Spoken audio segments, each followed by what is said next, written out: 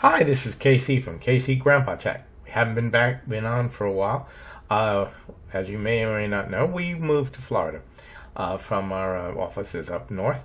And that's a whole move unto itself. I'm going to be discussing that and some of the problems that we had and some things to look out for. But today I want to talk to you about when I replaced my desk mount, my dual monitor stand adjustable spring desk mount swivel clamp assembly.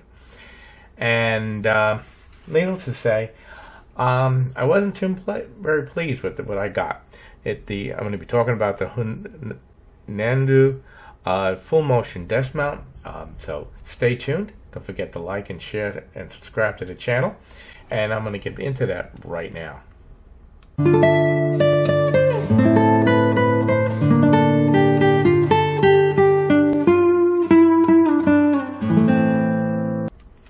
So, what I'm talking about is a full motion new arms. The one I had before was a fixed level, and because I have different sized monitors, I wanted to be able to move up and down.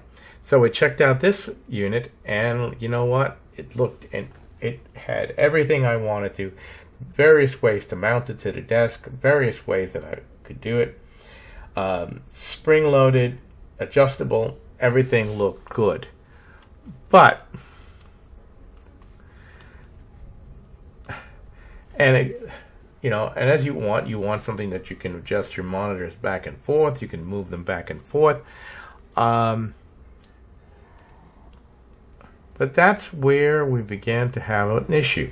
After I mounted them, one of the things that you have to really look at when you're buying a monitor mount is the amount of weight that it can take. And number two is how big of a monitor can it hold. So I'm going to discuss that with you right now. So one of the things you really should look at, and I made the mistake of not looking at, is the weight of your monitor. Okay, that's a critical thing. I have a 24-inch and a 27-inch monitor. And I looked at it. The base holds to 27 inches, great. But my monitor weighs 13 some odd pounds, 13.5 pounds. So it was under the specification.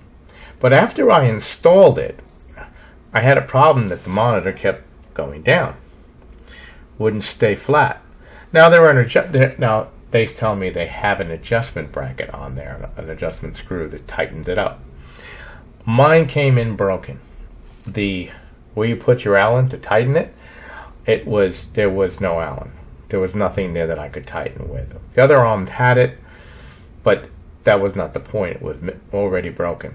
And I contacted their support, and they said they could send me a new unit, but they didn't recommend me using this particular model, mainly because it is at the top end of the weight class. So when you look for a monitor and mount, you want to make sure that, number one, it'll hold the monitor size that you got.